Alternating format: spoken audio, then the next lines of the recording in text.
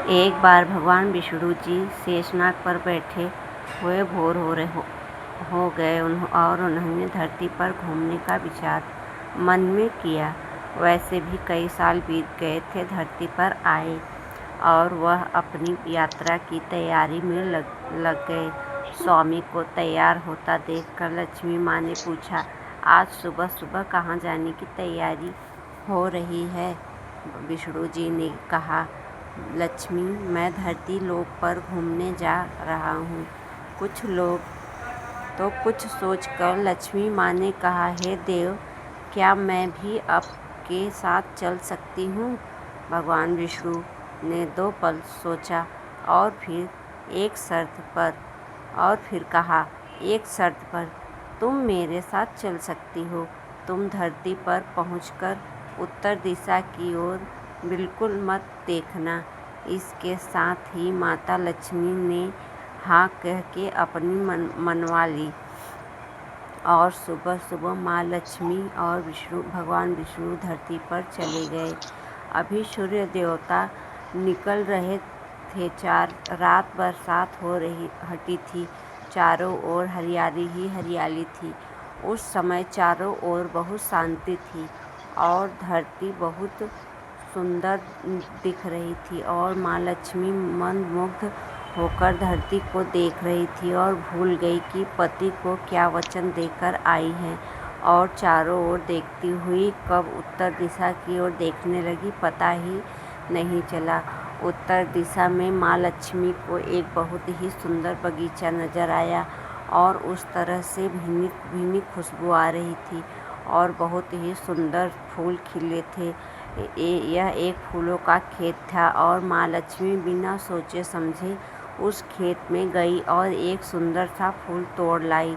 लेकिन यह क्या, जब माँ लक्ष्मी भगवान विष्णु के पास वापस आई तो भगवान विष्णु की आंखों में आंसू थे और भगवान विष्णु ने माँ लक्ष्मी का कुछ भी नहीं लेना चाहिए और साथ ही अपना वचन भी याद दिलाया। माँ लक्ष्मी को अपनी भूल का पता चला तो उन्होंने भगवान विष्णु से इस भूल की माफ़ी मांगी और भगवान विष्णु ने कहा कि तुमने जो भूल की है उसकी सज़ा तो तुम्हें ज़रूर मिलेगी। जिस माली के खेत से तुमने बिना पूछे फूल तोड़ा है, एक प्रकार की चोरी है। इसलिए अब तुम 3 साल तक मालिक के घर नौकर बनकर रहो। उसके बाद मैं तुम्हें बैकुंठ में वापस बुलाऊंगा। माँ लक्ष्मी ने चुपचाप सर झुकाकर हाँ कर दी। आजकल की लक्ष्मी थोड़े थी और माँ लक्ष्मी एक गरीब औरत का रूप धारण करके उस खेत के मालिक के घर गई। क्या एक झोपड़ी था और मालिक का नाम माधव था। माधव की बीवी, 2 बेटे और 3 बेटियां थी। सभी उस छोटे से खेत में काम करके किसी तरह गुजारा करते थे। माँ लक्ष्मी जब एक साधारण और गरीब औरत बनकर माधव के झोपड़े पर गई तो माधव ने पूछा, बहन, तुम कौन हो और इस समय तुम्हें क्या चाहिए? तब माँ लक्ष्मी ने कहा, मैं एक गरीब औरत हूँ। मेरी देखभाल करने वाला कोई नहीं है। मैंने कई दिनों से खाना नहीं खाया।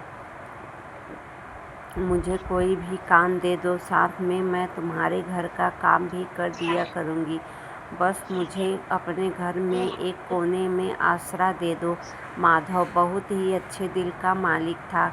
उसे दया आ गई, लेकिन उसने कहा, बहन, मैं तो बहुत गरीब हूँ। मेरी कमाई से मेरे घर का खर्च मुश्किल से चलता है। लेकिन अगर मेरी 3 की जगह 4 बेटियां होती तो मैं तो भी गुजारा करना था। अगर तुम मेरी बेटी बनकर जैसे रूखा सूखा हम खाते हैं मैं उसमें खुश रह सकती हो तो अंदर आ जाओ। माधव ने माँ लक्ष्मी को अपने झोपड़े में शरण दे दी और माँ लक्ष्मी 3 साल उस माधव के घर पर नौकरानी बनकर रही।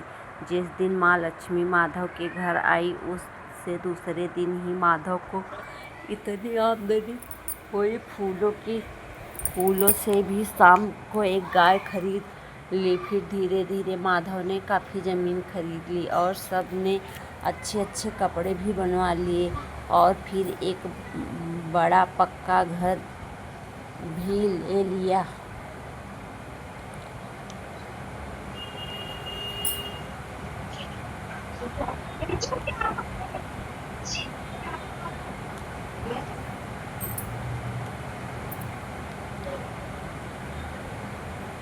माधव हमेशा सोचता था कि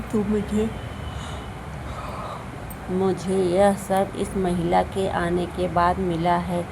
इस बेटी के रूप में मेरी किस्मत आ गई है मेरी। और अब 2-5 साल बीत गए थे, लेकिन माँ लक्ष्मी अब भी घर में और खेत में काम करती थी। एक दिन माधव जब अपने खेतों में काम खत्म करके घर आया तो उसने अपने घर के सामने द्वार पर एक देवी स्वरूप गहनों से लदी एक औरत को देखा। ध्यान से देखकर पहचान गया, अरे ये तो मेरी मुँह बोली चौथी बेटी यानी वही औरत है, और पहचान गया कि ये तो माँ लक्ष्मी है।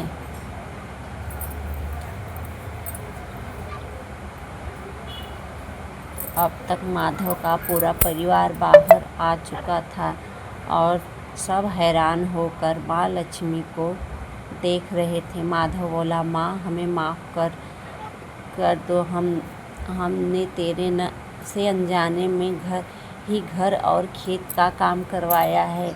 माँ यह कैसा अपराध हो गया है, माँ हम सबको माफ़ कर दे। अब माँ लक्ष्मी मुस्कुराई और बोली, हे माधव, तुम बहुत ही अच्छे और दयालु व्यक्ति हो। तुमने मुझे अपनी बेटी की तरह रखा है, अपने परिवार के सदस्य की तरह। इसके बदले मैं तुम्हें वरदान देती हूँ कि तुम्हारे पास कभी भी